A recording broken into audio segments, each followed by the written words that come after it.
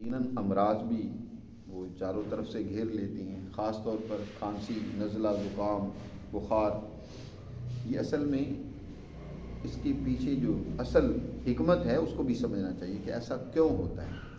جب سردی ہوتی ہے، آنا شروع ہوتی ہے، تو عام طور پر ہمارے جسم میں بھی وہ ٹھنڈک پڑنا، کائنات کا نظام جو چل رہا ہے اسی طرح انسان کے اندر بھی وہ نظام چل رہا ہوتا ہے۔ یہ انسان، اس کو شخص اصغر کہا جاتا ہے، اور اس کائنات کو شخص اکبر کہتے ہیں۔ یہ ایک بڑا گویا کہ شخص ہے کائنات، اور یہ انسان ایک چھوٹا سا شخص ہے۔ جو کچھ اس بڑے کائنات میں چل رہا ہے وہی اس انسان میں بھی چلتا ہے۔ خود قرآن میں اللہ نے ایک جگہ پر ارشاد فرمایا، وفی انفسکم فی الآفاق وفی انفسکم، ہم آفاق میں بھی اور تمہاری نفوس میں بھی اپنی نشانیاں اور قدرت کے مظاہر تمہیں دکھلائیں گے، جس سے تمہیں حقیقت سمجھ آ جائے گی۔ تو انسان میں جب باہر موسم بدلتا ہے، تغیر آتا ہے، تو اس کے اثرات انسان کی اپنی باڈی پر بھی مرتب ہوتے ہیں اور جسم میں ٹھنڈک بڑھ جاتی ہے۔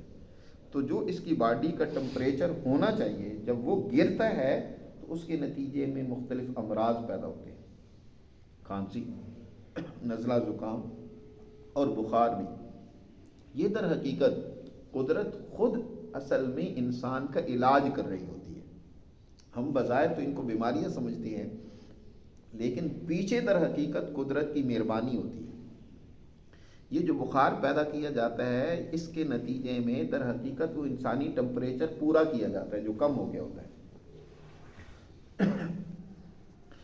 اس لیے فوراً بخار کو ختم کرنے یا اتارنے کی دوا نہیں کھانی چاہیے، بلکہ انسان کے اندر کوئی سوزش، انفیکشن ہو گئی ہے، اس کو بھی اس بخار سے دور کیا جاتا ہے۔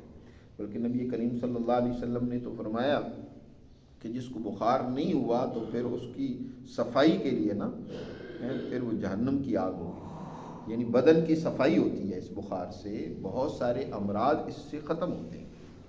تو فوراً علاج نہیں کرنا چاہیے، بلکہ 1-2-3 دن تک دیکھنا چاہیے۔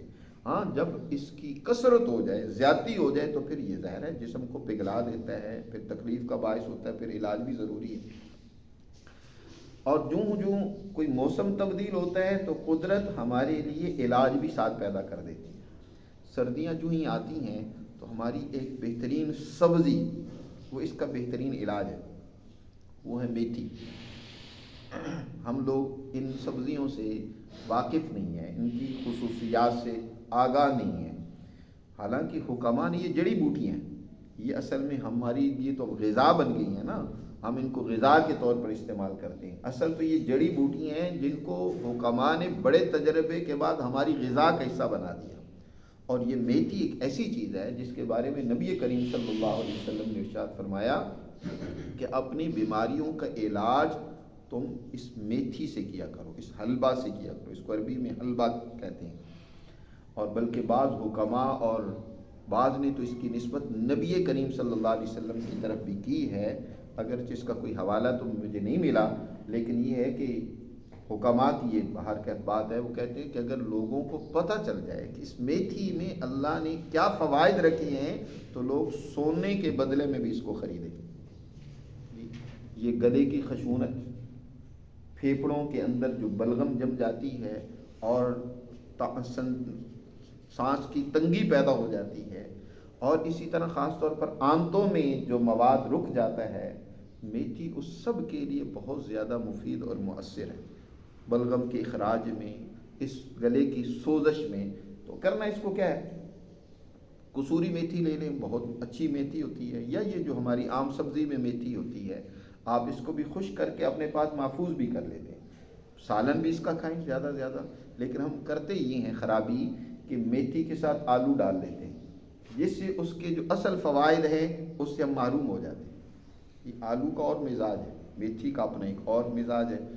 اگر زیادہ سے زیادہ اس کے ساتھ دوسری کوئی سبزی مکس کرنی ہے تو وہ پھر گاجر بہتر ہے جی، اور وگرنہ اکیلی میتھی بنانی چاہیے۔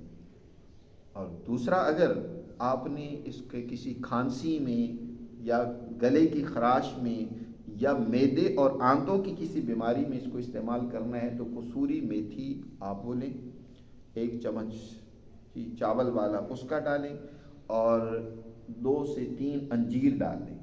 اور اس کو پکائیں، قہوہ بنا لیں، 2 کپ پانی میں ڈال کر پکائیں اتنا کہ 1 کپ رہ جائے، حسب ذائقہ شہد ڈال کر آپ اس کو میٹھا کر سکتے ہیں۔ دن میں 3 سے 4 مرتبہ لیں، چاہے کتنی سخت سے سخت کھانسی کیوں نہیں لگی ہوئی ہے، دیکھیں ایک ہی دن میں انشاءاللہ بغیر کسی نقصان کے، وگرنہ عام جتنے کھانسی کے شربت ہوتے ہیں نا وہ لازماً معدہ خراب کرتے ہیں، لیکن یہ وہ قہوہ یا وہ شربت بنے گا کہ بغیر کسی نقصان کے آپ کو فائدہ پہنچائے گا۔ دعاؤں میں یاد رکھیے۔ الحمدللہ۔